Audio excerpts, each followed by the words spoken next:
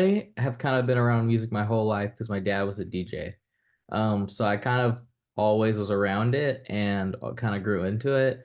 And it was just something I always knew was going to be a part of my story and what I was doing in my life, whatever that looked like, I wasn't really sure.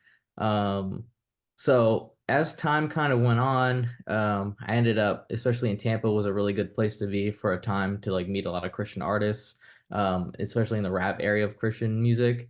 So I had met a lot and kind of was just as a kid kind of networking, meeting people, making friends, and then at some point just decided I wanted to go to college for computer science, and so I went. And in the middle of that, I kind of towards the end decided, hey, like I really think music could be something. Um, I had a chance to go on tour with Social Club Misfits, so then I decided to kind of take that opportunity. Um, right after college. And so I started right after college with them as a DJ, and producing for them as well. So then right away was kind of that was like back-to-back tours and a lot of one-offs, and like we did like 150 shows a year or something like that, like something crazy. And so it was just like constantly being on the road, which was like fun, especially at the time I wasn't married yet or anything, but it was super draining. And so for me, I kind of realized that um I was like, I don't think music's gonna be like uh a thing. Like maybe I just need to go home and do my coding stuff, right? So I kind of pulled back from that, got a job in coding. But then I realized like I still love music and I still think it is supposed to be like the main part of my story. So like I don't want to just give up on it. Um, so yeah, I kept producing. I ended up all the dubs. So I won two Dove Awards, one with Social Club Misfits, one with KB, who's another Christian rapper. Um, and that ended up happening like after that ended up happening like after coming off tour, like and getting a job and working full time in software engineering. So I definitely have experienced kind of like I didn't have to like give up kind of like everything at home and just pursue music only to like make things happen. I definitely have experience being able to do both and kind of like being able to balance my dreams with my career. And honestly, like my career is what fuels my dreams for me. So like the things that I want to do, and the areas I want to grow in musically, because I have this like source of income and this like stable factor in my life, it helps me do everything that I want to do and even say yes and no to certain opportunities, right? Like where certain things come up, and especially when you're an aspiring musician, it's kind of like you got to say yes to everything. And so it's like sometimes it's hard and you end up possibly crafting an identity that isn't exactly what you anticipated because you had to say yes to everything. Like you had to say yes to so many things and you end up maybe ending up in a lane that you didn't intend to be in. So for me, the blessing is just being able to kind of say yes and no to things and really kind of like I can shape my story musically however I want. Whether big success follows or not, that's kind of like up to God, but I know that I'm able to like slowly take in the like, should I say yes to this? Should I say no to this? And I don't have to always just be like, yeah, gotta go on that tour. Yep, gotta go on this tour. Yep, gotta go on this tour. Like there's a lot of balance that I was able to kind of bring to my life by honestly pursuing something that at the time I wasn't really super happy about. I was like, okay, well, I don't want to give up music. Like I love touring. I love not having to think and use my brain as far as math and stuff with coding. Like I like just make music. So it was tough.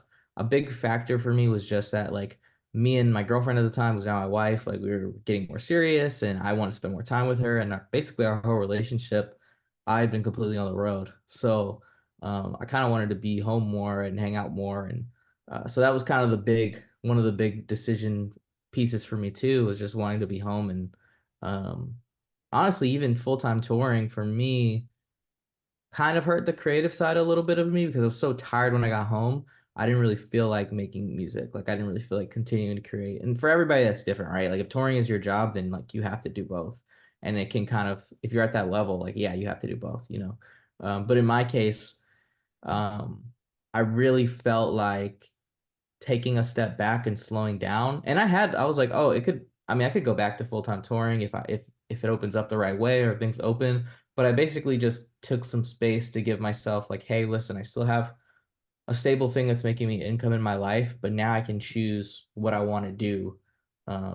Versus like, hey, you have to go on this tour because if not, you can't pay your bills or this or that. So there's definitely I think a lot of artists have a misconception. Um, like a lot of people think like you either have to drop everything and put your whole like soul into your music, and or whatever you're trying to pursue, or it's gonna fail. And I just don't think that's true at all. I think there's really I think it's harder, all right? I think if you have a job, like there is some level of like, man, I'm really tired after work sometimes, and to jump on and start working on go on a remote session with someone, or if I get off work on a Friday and having to go DJ right after, or flying out the next day to do a show with Social Club, sometimes those things are super tiring and draining. Um, but I think the push comes from like knowing like, hey, this is the way that God wants me to do it, and I feel like it's working. So yeah, hopefully that I know it's a lot, but hopefully that gives some insight onto kind of where I'm at. Ben, like, talk a little bit about that internal, like, dialogue turmoil you're feeling as you're making this choice. Because I think, everyone, when they jump into pursuing this dream, they kind of like think that the dream is this is what I'm going to do 24/7 for the rest of my life. Like, talk about that moment and what you were like battling with internally as you're trying to think, maybe I'm making a shift now. Talk about Yeah, it was really tough at first because especially like I was like, man, if I do push a little harder and I kind of like just push harder on the music side, maybe I can make something happen a little easier because I don't have to worry about like work and clocking in and out. Like if I have full time to focus on music, maybe I will, maybe something will pop before I have to really make that decision, or I'll be able to make money as a producer and not have to really worry too much about it. So I just really listed out the pros and cons of like taking a job versus staying in touring. Um, and there was so much I had to think about. The other thing too was like as soon as I decided to leave, which I mean, Social Club is still like one of they're my closest friends, and I still tour with them and everything. But at the time, it was like they were doing a ton of shows, so finding someone consistent was important. So they had to pivot to someone else, and that was hard for me too because they were doing really big shows, like Passion Conference and a bunch of like really huge things. Um, and I couldn't be a part of it because I was like, okay, well, I'm choosing to stay home now, so I'm giving somebody else the opportunity. And that was only for a season, but at the time it was tough. Yeah, because I was like, man, like I'm getting like major FOMO and I'm missing out on what maybe God had for me. Maybe I lost it and stuff. So there was definitely a ton of like really big decisions. Honestly, the first job I took after coming home from tour, I hated so much I quit after 3 days. And I was like, I can't do this. Like I literally was so bad that which I was actually glad I did that because I found another job 2 weeks later that was a lot better.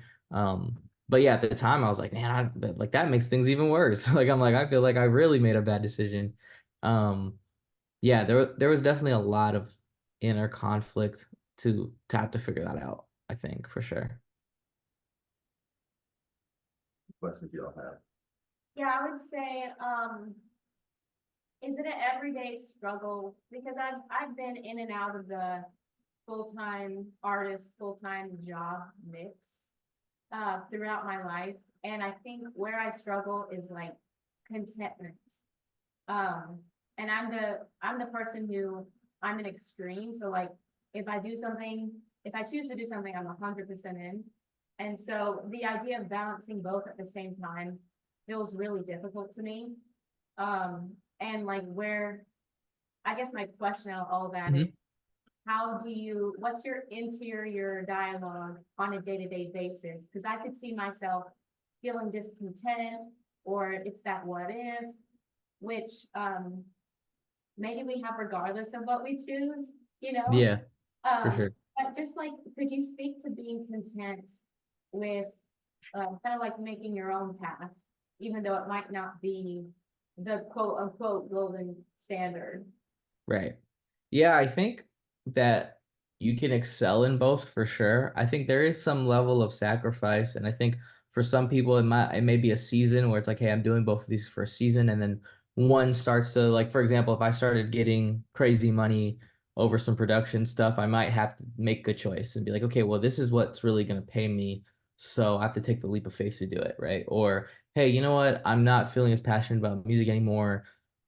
like it's actually causing me grief versus the joy it used to bring me. So maybe for a season, like this is what has to go and go further. Like maybe I really excel at this job and I'm really good at it and I actually love it and it switches. It depends for people. For me, I've kind of stayed like super 50-50 where it's like I try to do my best at both of these things and I do enjoy them both now. And I think there is like definitely some inner turmoil. I think for me where the peace comes in is that I know I'm doing what God wants me to do. Like I feel that. And also just like um I'm really like I try to keep my schedule pretty tight. So I try to one make sure that I'm like taking time to spend time with my wife and trying to make sure that I'm taking time to take care of myself, which sometimes that kind of comes last, I think for a lot of artists, which for me included, like sometimes taking care of myself is like the last thing I do.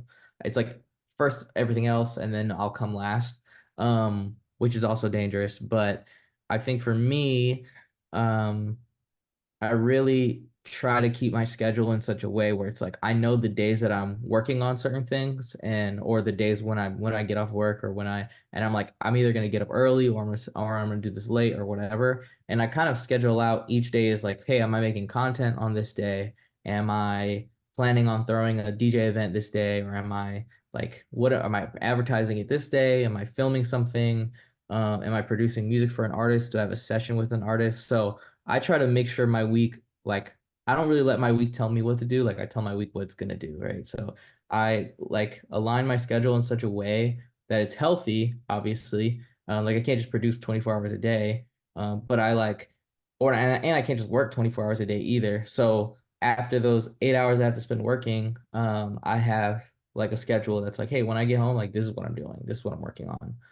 So I try to make sure that kind of helps with the inner turmoil. I think the turmoil comes for me from like not really knowing. Because if I get home and I don't really have a plan, or I get off work, let's say, and I don't have a plan, then I'm like, man, like I feel like I should be making music right now, but I really don't want to. Like I'm tired. I'd rather just watch TV, right? So I just kind of it like I try to remove the decision piece out of it. So it's like I know that when I get home, like I'm gonna push through. I'm gonna work for 3 hours on this song or whatever, and then after that, I can do whatever I want. Go to sleep if it's late, or hey, next day is a rest day. I don't do anything on this day. Like I just try to make sure that I keep my schedule in such a way that I can account for those things and honestly, for me, that is what helps with the inner turmoil, where it's like, all right, I know I'm keeping the schedule and it's working.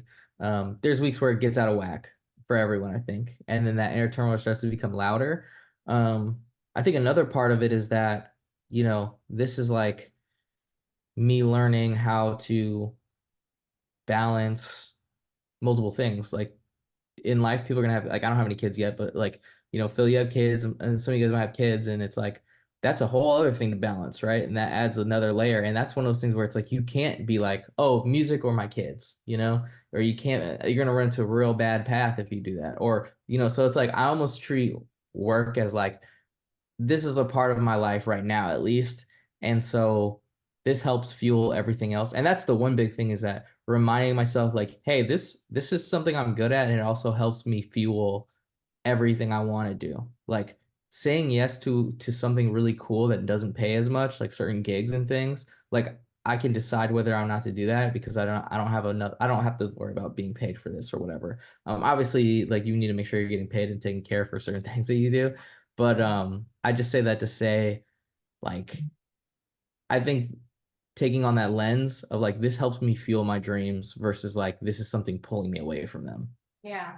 Would you say that like, when you talk about your schedule and keeping it tight, do you feel like that means compartmentalization? Like, on Monday, it's a coding day.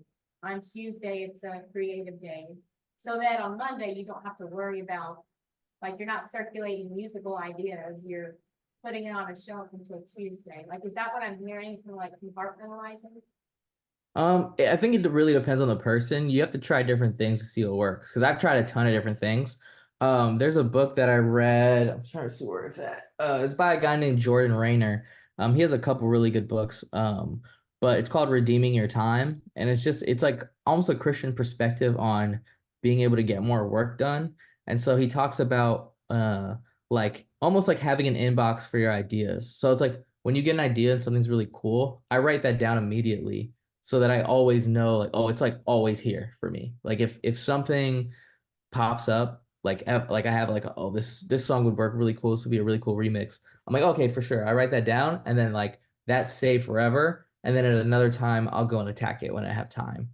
So that's part of it. I think the other part for me, so I work Monday through Friday, right? Like Monday through Friday is my like, 10 a.m. to 5 or 10 a.m. to 4 or whatever. And then either Friday or Saturday I'll have a gig out at like a upscale lounge or something. And then like Sunday I'll serve. So there's like usually some those are kind of like the baseline things that I always do. And then on top of that is where I like, okay, now I know that's the schedule. So now I can fit my pockets in of things. So I don't necessarily always have the luxury of like taking a day and just doing only music and taking a day and just doing coding. Um, you could freelance and do that. Like you can, like there's ways around. It really depends on each person's workflow, I'd say, Yeah. if that makes sense. Do you find, like I worked in full-time ministry and like found a lot of identity in that and leaving that to pursue artistry. I found, I don't know, like your situation to me sounds like who are your people? Like, do you find your people in the coding? Do you find your people in the music? Is it a mix of both? Do you feel understood on both sides? Because to me, I guess I haven't tried doing both at one time. So do you ever feel lonely in balancing, having your foot kind of like not halfway in both worlds, but like having your worlds divided like that? Yeah.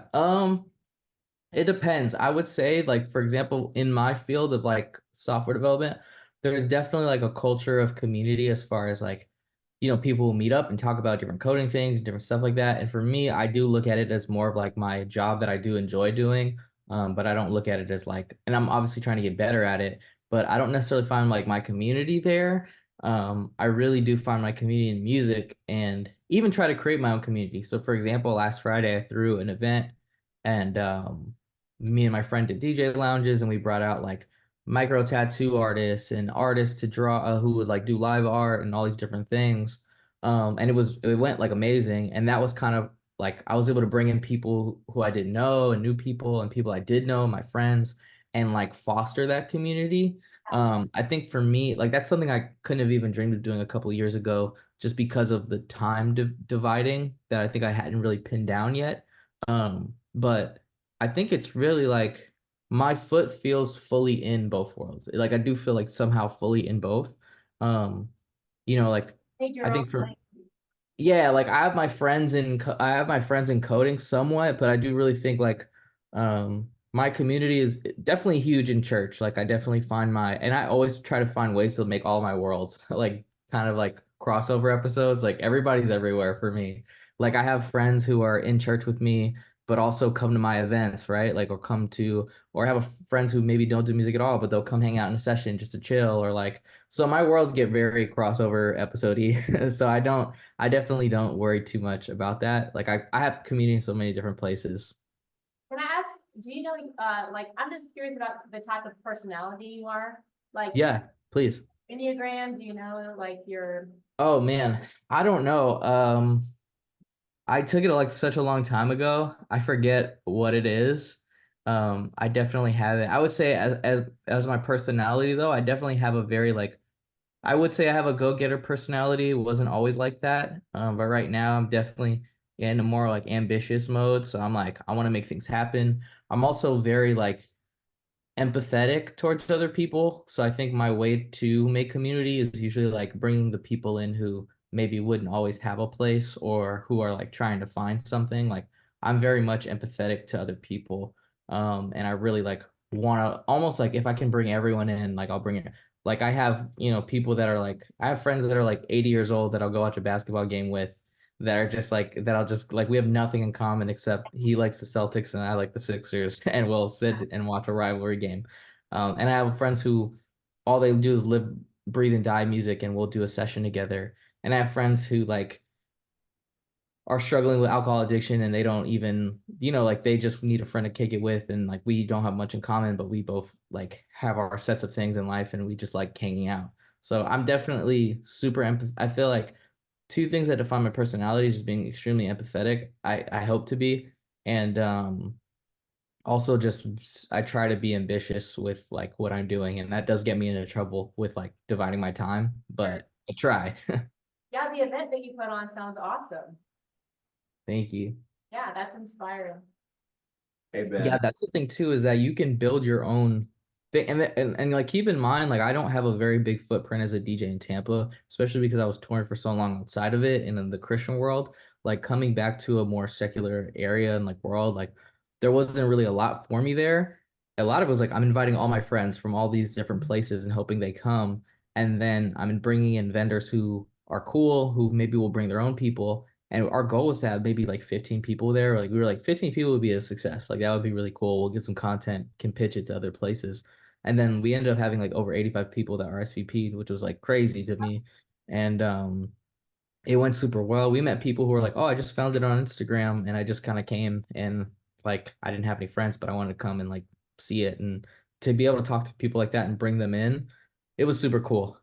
So yeah, I think like that's definitely something that artists can do is bring, and I think that's what a lot of artists need to do now is like build their own communities and grow them versus like, hey, I'm an artist and I'm really good, so you come to me and listen to my music. Like that still happens, but it's rare, right? It's like how can I bring a community around me and build that? Um and even career wise, like again, maybe you're like some people maybe don't have two skill sets where they're like, hey, I'm really good at software engineering and I'm really good at music or whatever the case may be. Um, but it's like finding the pockets in music or whatever career that you can be good at that aren't necessarily your goal, right? So some people are like, hey, I do sync music, like I make jingles or I make music for TV and commercials and ESPN and produce for them because the checks are really big, but I also put out my own albums, and it's under two different names or whatever. Yeah. A lot of producers do that, where they're like, "Hey, I put out instrumental tapes, even though I want a song with Drake or whoever. Like, I put out these tapes because they make me money and people buy them. But I like want to do this." So even in music, you can find pockets of like, hey, there's things that I'm doing to like build a career out of it that aren't just like my goals are get really big and tour. You know what I mean? Like there's so many pockets in music and the business of music that can be super like beneficial and can make you money that would be in places you don't expect. You know what I mean? Yeah. Hey, Ben, one of the things that I think is one of the journeys of artists, you usually you get into the art because you love it. Hmm. An outlet and you feel this identity with it. And then this moment comes, maybe I can make a living through this. Yeah. And so like the relationship to music often changes because what you're wanting changes. And so like, in your story, you think about like what shift in your desires when you're like all in, and then, I think ending one, a certain someone show up in your life and that kind of shift Yeah. desires. But like talk about that shifting of desires because I think, sometimes artists get stuck in what they wanted 10 years ago and saying, hey, it's okay that you want something different. Now shoot for that versus what you used to want. So talk about the desires and the shifts for you. Yeah, I think I've gone through a lot of shifts, like even this year of like what do I want out of this? You know what I mean? And I think a lot of people, like you have dreams as a kid, right? Like you want to be a firefighter or you want to be like, a spaceman or whatever. And like that, suddenly we have like a shift where we reevaluate maybe in middle school or high school. And we're like, hey, maybe I don't want to do that. Like maybe I want to do this. And then you kind of start making shifts at that point. And I think for musicians, especially like in my case for sure, we definitely hold so tightly to whatever we think it's going to look like. It's really hard when it starts to feel like maybe it won't happen and you don't want to like think of it. Like for me, and this is a super silly example, but like when I was a kid, like I really like my goal in life was like to get to the NBA and to be the first Hispanic person to like be in the dunk contest. And like that was literally my goal. I was like, dude, I'm gonna be in the league and I'm gonna be like the next whatever, whatever. Like that was my goal. And I think a lot of kids have professional sports goals, but like mine lasted a while. Like mine lasted definitely like into high school. And like at some point it was like, hey, you're 5'7", you're not getting any taller, and you're not that good at basketball. So like you have to like it's not gonna happen, bud. And so I think for some people it's a little bit for me it was like very pretty difficult, honestly. And it's a silly example, but I think that happens in music too, like sometimes we have a goal of like, hey, I want to be like for me, like, hey, I want to be a really big massive producer and get all these placements and stuff. Like my goal is like I want to get placements with all the biggest artists I can, and make these connections and like be in the room. Um, and I think when you realize like, hey, maybe like that might not happen, um, like it sucks. You feel like, dang, like I really put in all this work and it feels like so for a lot of people it's like, hey, keep pushing, keep pushing, keep pushing, keep pushing, instead of sitting to kind of analyze and be like, okay, like for me personally in my experience, I was like, okay, you know what? Like I don't want to be on the road full time, right? And I don't think I'm like at this point where I want to do it. I know that I'm talented. I know that I have ability to produce, and I do have these connections, but I want to like do it differently. Like I want to get the gear I want because now I can have a job that'll provide for it, and I'll get it and whatever. And honestly, when I did make that shift, everything that I wanted still happened. Like I still like have been in the room with the biggest artists. I still have been able to produce for really big artists. Like I've have placements with Lecrae, I have placements with KB, Social Club, like a bunch of big artists. I'm still in the room with like all types of big artists, and that only happened after I made the mind shift. So it was like the thing that I wanted before still happened. It looks slightly different. Um, and honestly, I think even harder than having to make a mind shift is sticking with it and accomplishing it and then realizing it wasn't really what you wanted. Like I've had, it's like getting your first placement with a really big artist and being like, oh man, like this is gonna be such a huge check. And then you realize there's some reason, but you're not gonna get money like that off this. And then you're like, dang, like I really thought I did it. Like I achieved the dream and then it wasn't what I wanted. Um, so I think for artists that's difficult, but I think when you can make a mind shift, you still might end up exactly where you wanted to be. Like I think even after coming home and working really hard, and like I was saying earlier, like I didn't get to Devil Wears until I stopped being on the road full time as a DJ. And like it allowed me to be home more, allowed me to focus more, to get better gear, to get certain things. Not to say that gear is what makes you a good artist. It's definitely not. But I really felt like my shift in my attack. It's just like being in a battle, I guess. Like, like how you originally thought you were gonna like get past the gates might not work. You might have to take an alternate route, but you can still get to the same exact place. I don't think your dream has to change. I think like your method might have to change. Yeah, I like that. What other questions you guys got? Shout out Tampa, by the way. Tampa. Hey man, come on. Go Bolts. Go Bucks. Yeah, oh, for sure. That's awesome. So, I just really, appreciate hearing your story, and it's like it sounds like your headspace is in a good spot with where you're at, and that's a bulk of the battle, with you're Yeah. able to tackle things the way you want to. How about like are you co-writing a good amount? Is that part of your game? I know you mentioned you get some sessions with folks. Are you typically writing or Yeah, so I'll write a little bit, honestly, not too much. I'm mostly in the room to produce and like find the right sounds, work and produce. Like me and a guy named Marty from Social Club will every Monday we get on a session. We'll start. He'll be writing, I'll be working on production. We'll kind of find things that we like and curate sounds. There's another Christian artist named Clesso that I'll go to. He's pretty close by. He's in Miami, so I'll take a couple of days off. I'll fly down. Or drive down and then we'll just work and just like get in the room, just start producing some things, sketching out ideas. So I'm kind of all over the place, but I don't write a ton. that's good. Ben, what's some advice if you were looking at someone, they're at that shift moment? Like they are realizing, hey, man, maybe the route I was thinking is not the route. What would be some of the things that you would tell them to do or not to do in that season? Yeah, I think the first thing as a person of faith for me is like to pray about it and like really seek the Lord on like what your desires are, like challenge yourself to say like we're not on earth purely for our own desires. And that's really difficult for artists to hear. It's like, but I have this dream, like this is so important to me. And it's like that's totally awesome. And I think the Lord put that in me for a reason. But like evaluate what that is supposed to look like And like, I really feel like when you give those desires to the Lord, you say, okay, whatever you want to do with it, I'll be happy, is when you'll finally be happy. Some people feel like, oh, until I achieve this dream, like I'm not going to be happy. But if you just took a second to like hand it to the Lord and be like, okay, like, God, what do you want me to do with this?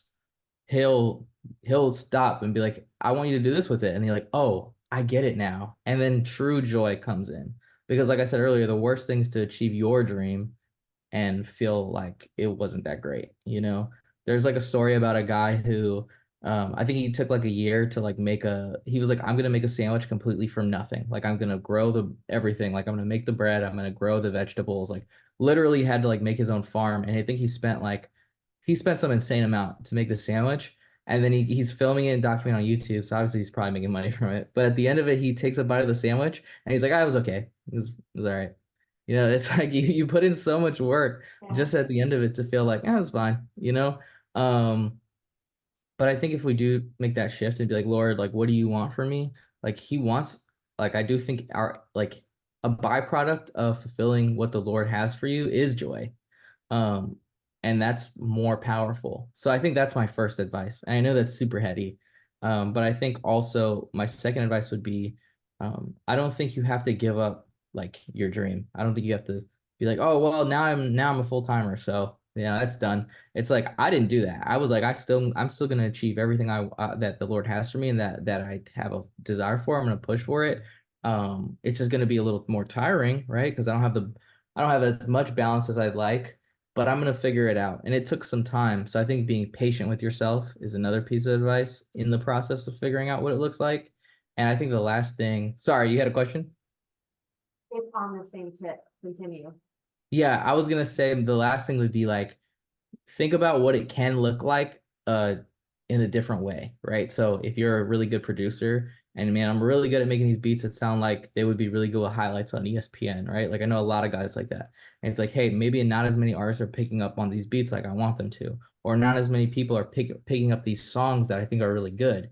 And then you end up starting to sell these songs to like ABC or ESPN or Disney or whatever, and then you can make an insane amount way more doing that. So I think sometimes, and you can still keep pursuing. So it's like you don't even have to completely leave music. I know so many people who either like open to studio or that's like one thing, but like opening a studio or doing a business or teaching in it or creating sync music or different things like and they could still continue to be fully in music and make money and provide for their family or to be a really good mix engineer and they do mix engineering on sound better or they do writing on sound better, things like that. And like you can monetize what you're good at. You don't have to just have a goal of like I make music and want to be a star and that's it. Like that's like that doesn't, not that it doesn't happen, but it doesn't normally look like that. So I think it's like if you are like, hey, I only do music, I only want to do music, I'm not even considering getting a job. Like I'm not doing that.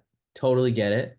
Like maybe think about if you're having trouble as far as like if you're like, hey, I would love more money though, it's like think about the pockets in music that need people like you, I would say. Yeah, what's up? So, my question is this, it's on this tip. For those of us who have, both, we have like maybe two communities, we have the creative community and then maybe a different field that we're gonna go into. And it may be a sensitive topic for, artists who, they have their artist community and they don't want to like lose those connections, but they do actually need to take space from that for a while. Yeah. Whether it's to start a business or go back to school. I would say, for myself personally, I don't necessarily feel comfortable telling all of these random people that I'm meeting in my creative world what I'm doing because the truth is I get such a limited time with them. I don't want to sit in a writer's room and then grill me on what am I studying and then ask how much money I'm going to make. It feels very interrogatory. I've been trying to, very politically correct and polite ways to just tell people that I'm just going to be stepping back for a couple of months, without feeling like I have to tell them what I'm doing because, who knows if it's going to work, but I just Mhm. want that privacy, but I also don't want them to feel off put by me wanting that privacy. It's just the creative field in some ways has been so exploitive, for me personally. And so Yeah. I like to create that safe boundary. What's a good way to have a boundary with people when they're asking where you're up to in a private area of your life where you're not going to be available to them, maybe, maybe some, basically let them know you're not going to be available for a couple of months, and they say why. What's a good way to kind of Yeah. tell them without telling them? Right, right, right. 'Cause you don't Yeah, want and I think I try to do that creatively too a lot, right? Because there is some sort of like sometimes there is a stigma, right? Where somebody's like, oh, they kind of like work and stuff, so I'm maybe not gonna hit them up for this opportunity, even though I'm like, dude, I'm totally open, like, please call me, but like, they think maybe because I do software engineering, I won't do it or something. Mhm. Um, I usually it's almost like I avoid telling people by just not even bringing up that I do something outside of it. You know what I mean? Like that's part of it. And I know that doesn't necessarily answer your question, so I think I'll get more on that front in a second. But as far as like even my social media and stuff, like I have a LinkedIn. If somebody wants to know that I'm a software engineer, like they can just go look at my LinkedIn and find it and find where I work and all that stuff. Yeah. But like and I don't really hide that. But honestly, no one really asks me what I do outside of like I'll tell people if they like, what do you do? Oh, I'm a software engineer and also like I do music or whatever. Or if I'm at a music in my music community, usually it's like, what are you working on? Is the question I get. And I'm like, like I'm working on this new project with Social Club, or I'm working on some personal projects right now. And like that's the way I am like kind of like, hey, I'm working on a personal project right now or whatever. Um, so for me, like on social media, maybe I would say it at some point if I was like doing a podcast with my wife or something, we were talking about it. But like, um, I haven't just not even because I intended to, but I don't think anybody really knows that I do software engineering. It's just like I just haven't talked about it. Like on social media, everybody thinks I have a lot of friends who are like, "Oh, wait, you do that?" when they find out. And I'm like, "Yeah, I mean, I do." But they think I'm full-time music. They think I'm like full-time DJing, full-time music. They just don't know. And it's like, well, you mean you just haven't asked me. I would have told you, but you just didn't ask. Um, but yeah, I think I've been able to keep it, I guess, private in a sense because I just don't really talk about it in those settings, like my social media or anything like that. I've kind of kept it not intentionally, but it just happens to be under wraps. Um, and when people ask me, so for example, to answer your question a little more up front, like if someone were to ask me like, hey, like, I have this really big project I'm working on, would really love your help with it. And I know it's out of my bandwidth. I would usually just be like, hey, I'm gonna be stepping back. Um, like I'm gonna be stepping back from music for a couple months. Like, I just need some time to figure out some stuff. But right now it's just out of my bandwidth to help. And I think usually people will respect that. You know what I mean? So That's I a, think I try to like use the word bandwidth. Like that's one that, hey, I just don't have the time, really. It's a nice way of saying that? yeah. What do you think is the best personality trait or like what's the word I'm looking for? Attributes that artists can grow to help them with the longevity, to help them with the patience. Like, what trait do you typically see that propels artists into long-term success? Yeah, I think definitely humility, I would say is like the top one. Really? Uh, Yeah, because for some people, for example, like if I tell you like, hey, listen, like you may not be at this level to go snag a few Grammys, right? Like you might have to like focus on a local circuit or focus on certain things. That can be really difficult to hear, and that can make somebody feel like, man, like I don't care what you're saying, I'm gonna keep pursuing it. And it's like they keep hammering away at something that maybe won't happen. And that's not to say you should listen to every single person. You should listen to the people that you're accountable to, that you trust. I think there's way too much advice out there in the world that's not good. So I think like I think you shouldn't listen to everybody. And I think humility in the sense of like I'm open, like we've been talking this whole time, like making a shift in how you do music or how you think about music or your career, all of that's humbling, like all of that requires you to have humility and say like, okay, like I'm going to take a step back and think about why this didn't work or why I feel a pull to do something else or why I should shift. And when you don't have humility and you have pride, it's like a no, I'm doing it this way and I'm going to make it work. And you might end up wasting a lot of time. And again, like the thing is that like I said, there's a lot of bad advice out there. There's a lot of artists who were told they couldn't do something and then they were like, no, I'm going to go do it. And they did it. And I think that's powerful too.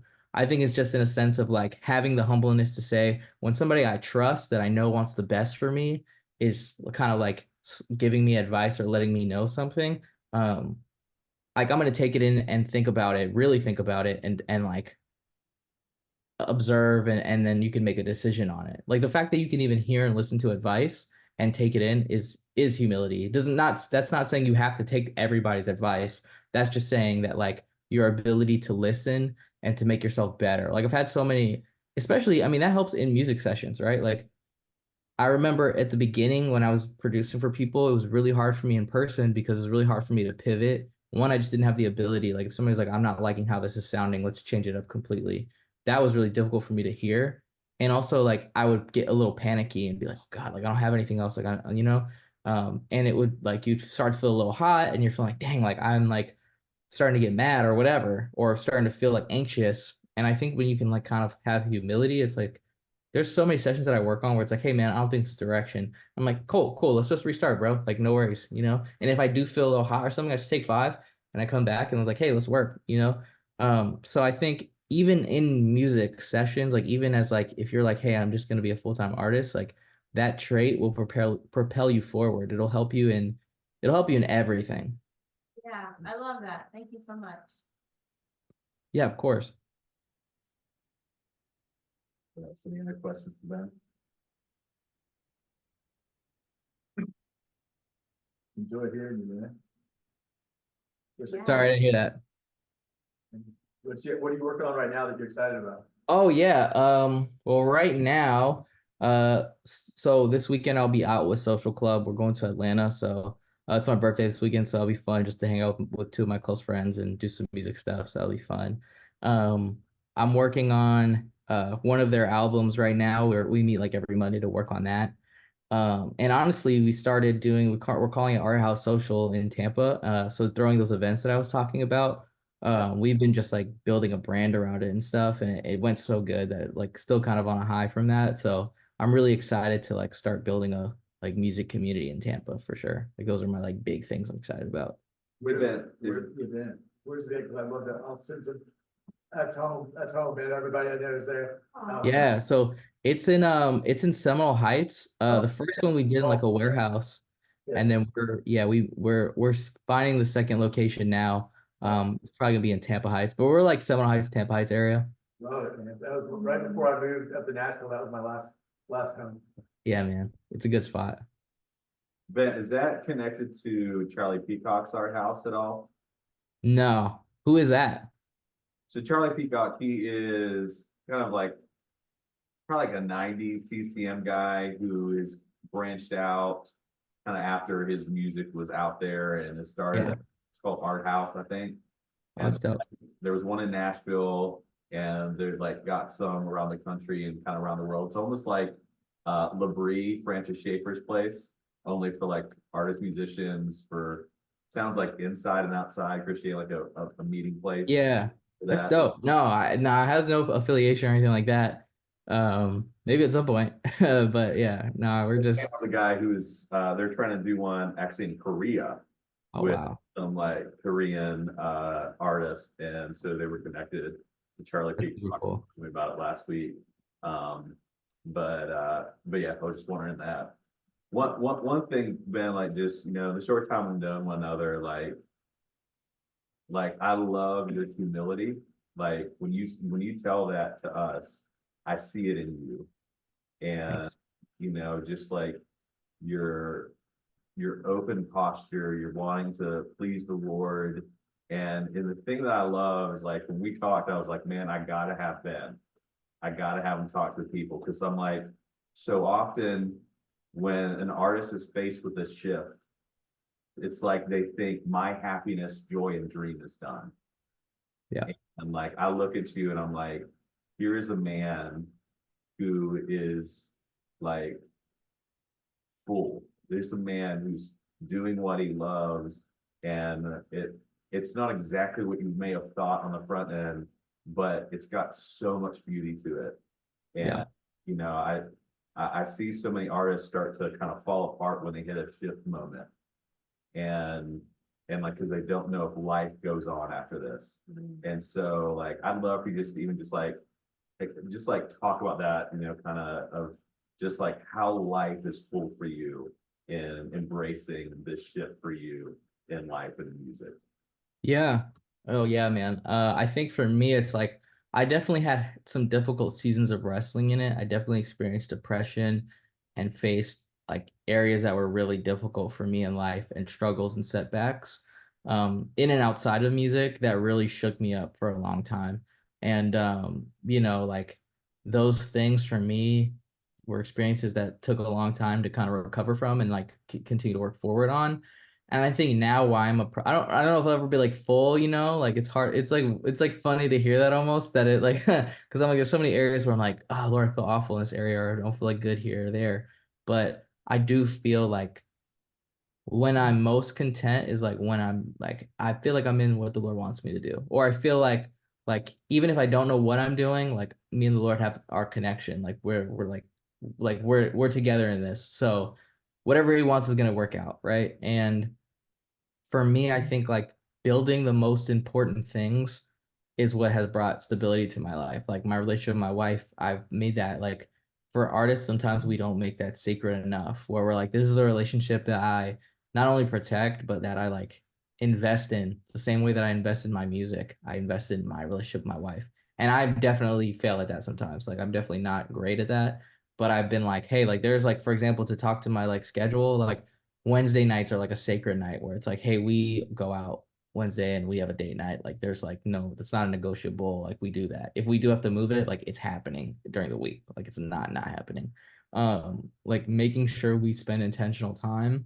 Um, those are the things that like give me like life outside of music. Like music can't be my only source of joy because so many no's happen. Like you're faced with so many setbacks and so many no's that for me personally, it just can't be what gives me joy because it's so not wishy-washy, but it's like I can't tell you how many times I met a really big artist and they're like, yeah, let's work and da da da. And you're so excited about it. And you're like, dude, this could be like big, this could be career changing. And then it's like then like you hit them up a week later, 2 weeks later, like, crickets. You don't hear back from them. And it's it was just a relationship that wasn't really meant for you or to pan out. But like that's why I don't live my life on the whim of how good music is going. Because then some days I'll be like, man, everything is amazing. Like I just got this placement or this happened and like life is great. And then the next day it would be like four people told me they didn't want me on their project or something and it just like crushes me. So for me, it's like my joy, it sounds a little cliche, but like, like my joy truly does. I try to make my joy come from the Lord and like use that as the basis. Um, that's why, for example, like my community, I don't really separate like my music people and my church people and my this people, my that people. They just all kind of naturally end up blending just because like I'm like, hey man, I'm about to get lunch with this guy who was like doesn't even believe in God at all. But then like, do you want to come just to come eat lunch? Because you want to eat lunch with me too, and I want to eat lunch with both of you guys. And there's no weird thing behind it where it's like, hey, we're gonna corner this guy and save him really quick or like anything like that. It's just I genuinely like I like genuinely love bringing people from different parts of my like world together. Um, and I think there's a music thing in that too, because it's like I'm bringing people together who like music and whether wherever they're at in life and whatever they believe. And yeah, like I think for me, the fullness has also come from realizing I don't need to be big to build a community. Like no one needs to be a big artist to build a community. And like the Lord does call us to build his church and like calls us to be with people and to like, like I think for everyone, there's definitely like joy in building God's kingdom. And it doesn't always just look like bringing somebody to church or like, getting them saved or anything like that. It's also like spending time with people who, need time spent with, or spending or like just like being a part of a community and growing it, like you don't have to necessarily, it's like it just looks so there's certain things in my life that I'm like, this looks different than how I thought it would, but it feels so great. Like even doing that event, I'm like, for me doing like I've played giant church conferences with thousands of people and it was like cool and I had a good time. Those things were awesome. But then like throwing my own event and having 100 people come was like, whoa, this is incredible. Like it just felt so good. It felt like it was right for me. Yeah. I think, Ben, that's why I think when I sense the fullness, it's a man who's coming into who God has created him to be. That doesn't mean it's easy. Doesn't mean it doesn't get hit off kilter. It just Yeah. it's like, we talked about the ecosystem of health, I call it, for the creative, of mental, emotional, spiritual, vocational, and physical health. And just say, when you have those things that put energy in all of those different areas and you have balance in those, is that you actually have a full and healthy life. Doesn't mean Yeah. it doesn't mean it doesn't have issues, but like, it's when we can put the focus on there versus I gotta be next big thing. I gotta be in that room. I gotta have that sign. I gotta have that label. I gotta have that hit record. When all of a sudden it's that, you're like, man, this is a good life. It's a life worth living. Yeah, and it's like almost like those big things are 9 times out of 10 an illusion. Like I've been in the room with the biggest people, I've been there and I've seen it, and it's like once you get behind the curtain, it's not always as like fun as it seems, or it's not always like, oh man, it's amazing. Like it's not always like that, you know? You had a question? Well, it's kind of piggybacking off what you said earlier, and you think of it with the, well, you said the story about like, growing the sandwich type thing. And like, wasn't impressed with the end result, Yeah. or whether you are or aren't impressed with the end result, like what happens, you're talking about that thing that happened after you created the things. What's neat is with the financial situations, like you said, covered, that is alleviated. The real beauty is in whether the thing blows up or not, you're still doing the music, and the thing, whether it blows up or not, to realize is that the beautiful big thing that happened was the day that you made the song, not the day. Yeah. That was a really cool result that happened, I guess. And like you said, you may or may not be impressed with what the result was, whether that was really cool to have that plaque on the wall. But the cool thing that happened wasn't when you got the plaque, it was the day you wrote the song. That should be the best thing. Yeah. That's what you love to do. Yeah. It's kind of neat. I feel like you're in a good place with that, where Yeah. you're freaking enjoying your session. Absolutely. Yeah, and you don't have to raise your hand. You can just jump in. Go ahead, Emily. So, the valuableness, is that a word? Did we just make up a word? The valuableness of having financial stability and being able to do art is huge. And I think there's a big shift happening now. I thought it was just in me, but I'm noticing it in the community. I'm noticing it here today. The issue of financial illness in the music community right now. You've got people that are extremely broke and hungry, and it's glamorized and glorified. I actually had a manager 2 years ago tell me that it's okay that if I can't eat, because he read a book about Dave Grohl, and Dave Grohl was eating candy bars because that's all he could afford, and that's okay, but that's my life for a while. Yeah. And that was so depressing to me. Yeah. So I Yeah. was able to let them go. But moving forward, I've recently started to make some shifts towards kind of like what you're doing in a way, having that stability, or at least creating the blueprint, right? The thing that broke my heart, but I think is we should discuss today, is one of my favorite acts. I'm not going to say their name, but they're actually really successful. Country and females, really here in Nashville. They're successful. They're charting. Their Instagram is blowing up. They posted a video the other day, and they were talking about how broke they are. They're on tour, and they were literally just like, we're in Target, but we're broke, we can't afford anything. And here I am thinking, I would love to be these women. I would love to have their life. But here they're publicly telling people that they're like broke. If anything just hits home, I don't know what hits home more than that. Somebody that kind of like a couple girls, it seems like people you idolize maybe, and you're seeing artists say, we're not, it makes you realize, okay, do you really need all that clout? Or would you rather have a stable home life and be able to support your family and pay your bills? And then you can play some shows and go do travel dates sometimes. but you know how you're gonna pay your bills. And if you have a successful business, you can maybe fund a successful Right. career yourself, but it breaks my heart. And I guess that was more of a statement, just reaffirming like Yeah, you're doing, what you're saying, and I love what you're doing, and please keep doing it.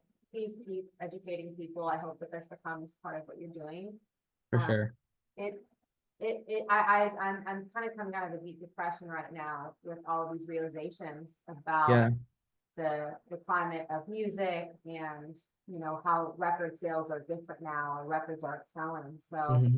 um, seeing that, I'm being very candid with you, somebody who is currently kind of in and coming out of that depression and making shifts and also like super intimidated about going back to school. Like, do you have Yeah. words of like wisdom or any, any Bible verses you'd like to share to encourage and inspire that someone that isn't in the transition, that they can still be successful and learn something new?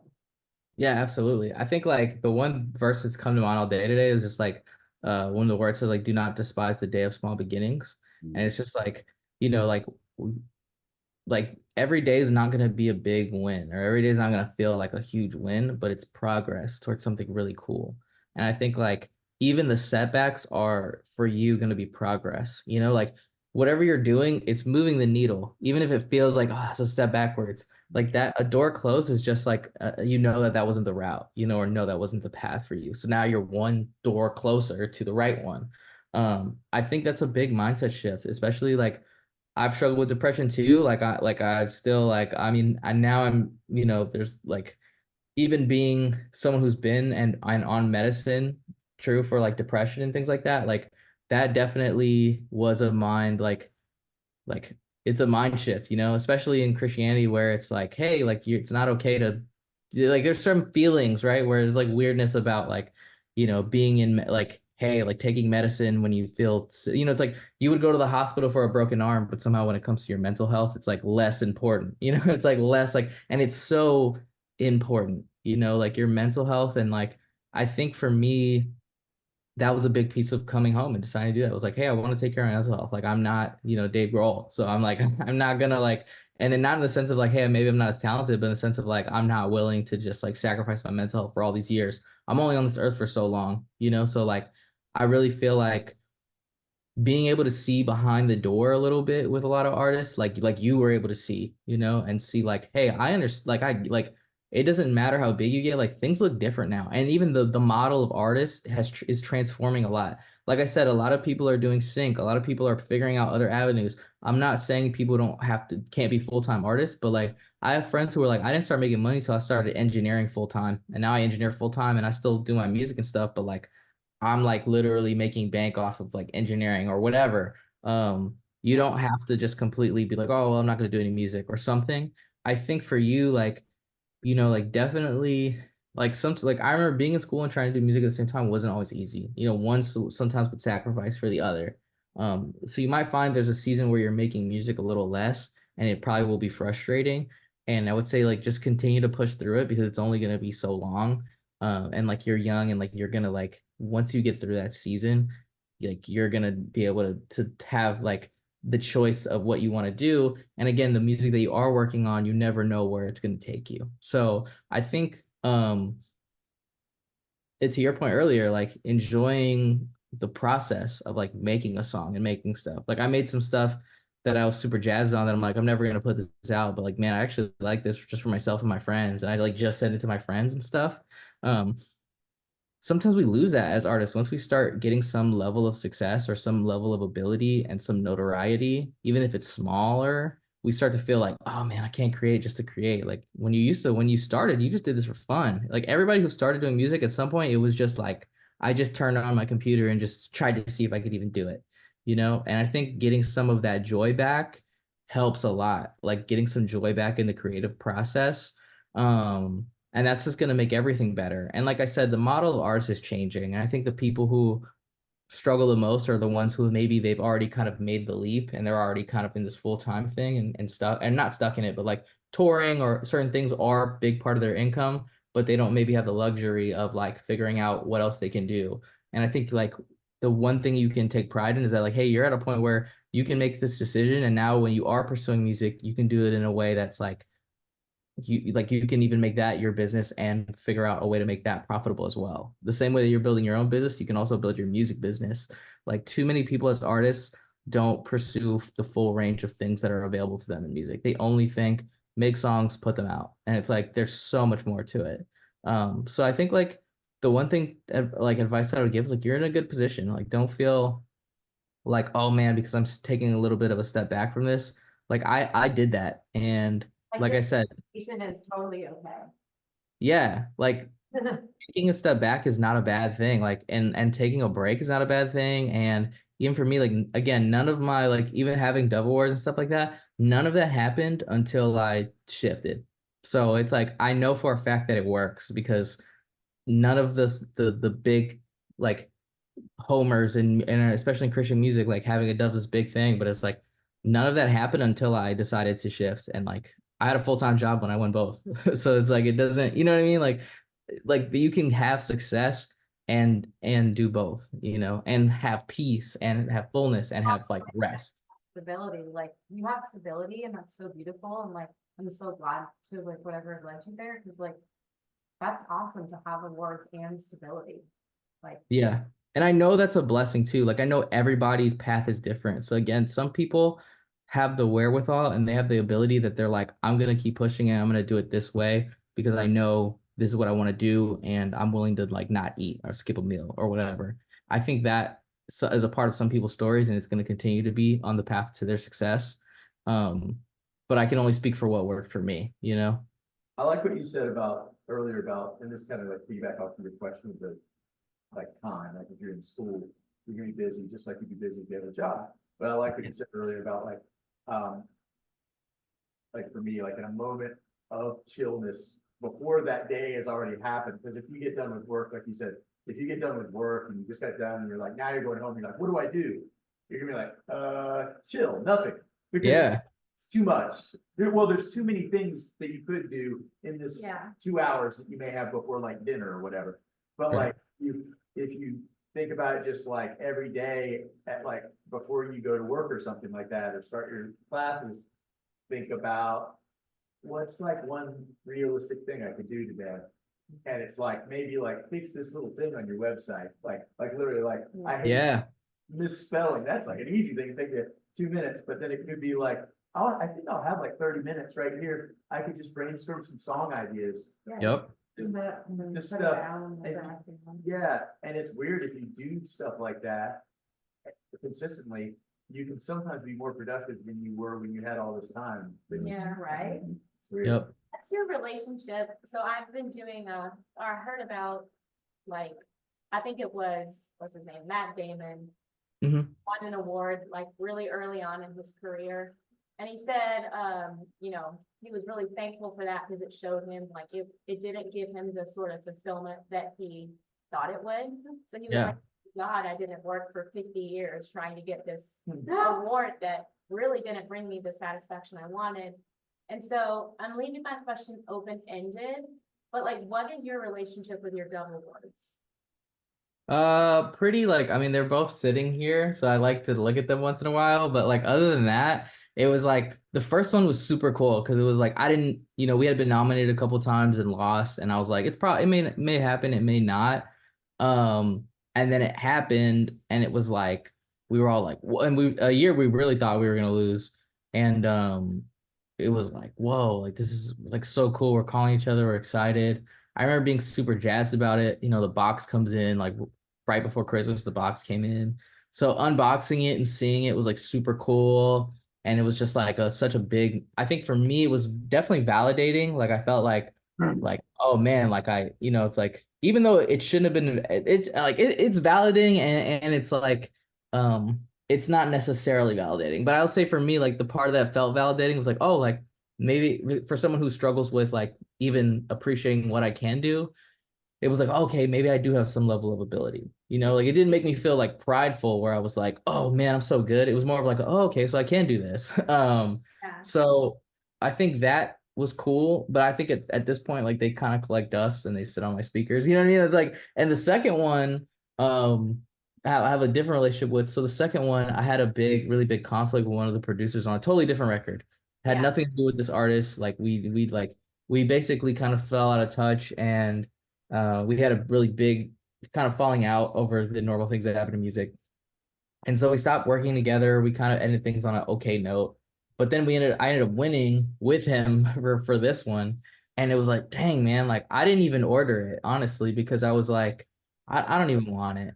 For a while I didn't even order it. And especially at the time I was struggling with a lot of depression. I was like, I shouldn't even get it, or I don't deserve it, or whatever have you. And I think this year, starting to come out of that, I was like, and it wasn't like, oh, you know what, I do deserve this. It was more of like you know what, like I was a part of this record. My name's on it. Like, I know that the Lord gifted me this ability, and, like, it's a blessing. So, like, I'm gonna go ahead and order it and remind myself that, like, you are part of something cool. Like, you shouldn't have to be ashamed of that, or you shouldn't feel bad about that. So I just went and ordered it, and then it came in, and that was once for like 2021 or something.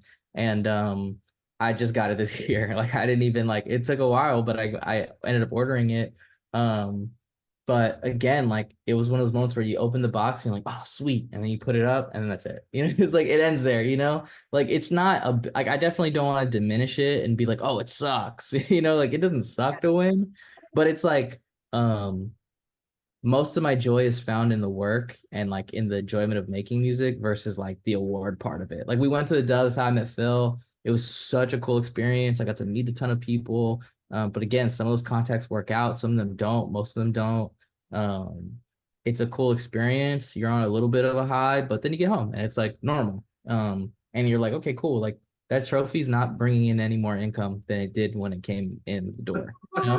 Like it's cool. Like again, it's super cool, but like there's work to continue doing and to be done, and Do you feel like we level move on more, from it.